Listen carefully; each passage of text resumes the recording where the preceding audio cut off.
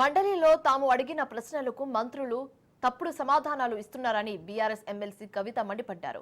మూసి విషయంలో సభను మంత్రి శ్రీధర్ బాబు తప్పుదోవ పట్టించారని ఆరోపించారు. ప్రపంచ బ్యాంకును మూసి కోసం డబ్బులు అడగలేదని శ్రీధర్ బాబు చెప్తున్నారు.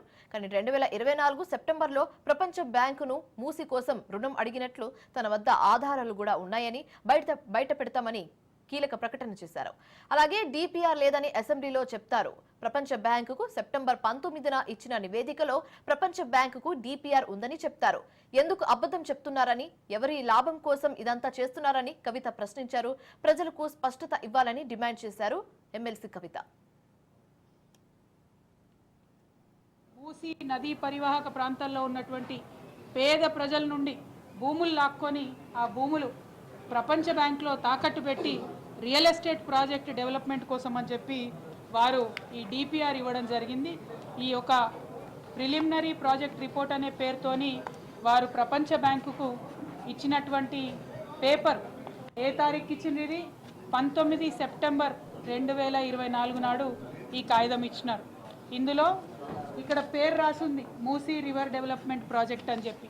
కానీ నిన్న సభలో శ్రీధర్ బాబు గారు మూసీ రివర్ డెవలప్మెంట్ ప్రాజెక్ట్ కోసం కాదు, కేవలం మేము మూసీలో నుండి సీవరేజ్ ఇంటర్సెప్టర్స్ కోసం ఇచ్చామని చెప్పడం జరిగింది.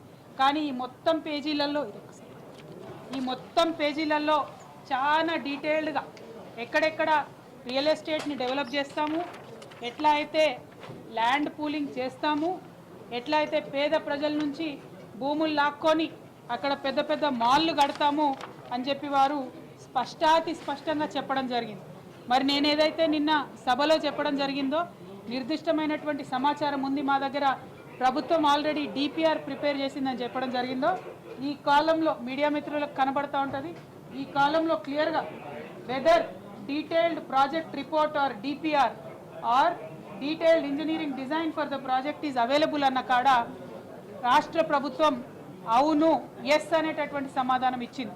అదే మీరు నిన్న అసెంబ్లీలో మాకు ఇచ్చినటువంటి జవాబు చూసినట్టయితే ఇక్కడ చాలా స్పష్టంగా మా దగ్గర లేదు, ఇంకా డిపిఆర్ ప్రిపేర్ కాలేదు అని చెప్పి వారు జవాబు ఇవ్వడం జరిగింది.